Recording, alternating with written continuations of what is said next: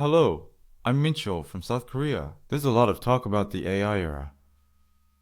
Some call it a crisis, others call it an opportunity. Today, I want to share my personal story about how, in the midst of this massive change, I became an engineer with a unique insight. And it all starts back when I was 14 years old. This is the iPod Touch. Back in 2008, I was a 14-year-old kid who knew nothing about coding. I saved up my allowance, $5 or $10 at the time, and even gave up my cell phone plan just to get my hands on this. Looking back, I'm so grateful to my mom for letting me buy this expensive gadget when I should have been studying. I didn't know it then, but this persistence was the first seed of my entire journey. Ironically, I gave up on science in high school. My grades weren't great, and I approached it with an unconventional perspective. So, I naturally chose a non-science track. At that time in Korea, law schools were transitioning to graduate level programs, which suddenly made business school the most popular major for undergrads. I jumped on that trend dreaming of becoming a fund manager. But in university, I saw things I had only imagined become reality, and a strong desire to build something myself began to grow. So I decided to start a company in software, which seemed to have the lowest barrier to entry. The problem was, I had zero coding skills. I tried to get into data analytics clubs to build some experience, but I was rejected by every single one. That's when I made a bold decision. I decided to pivot from my business major and face computer science head on. Luckily, this was before the global coding craze. Only about 10 people applied for the second major, so we all got in because the program was undersubscribed. This was the second turning point of my life. I was completely clueless, but full of confidence.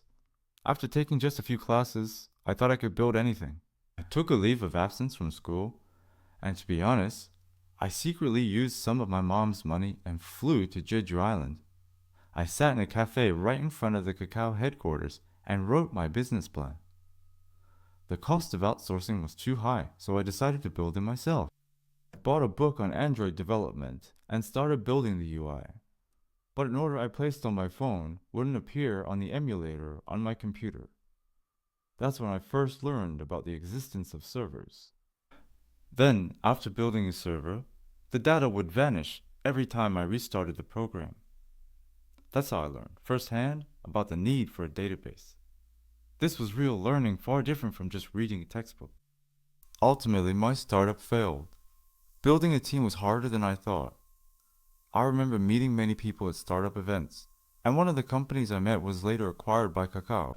I accepted the failure and started preparing for a job to gain more experience. My first application was for an Android developer role at Kakao Pay, but I ended up starting my career as a server developer at a leading food delivery company in Korea.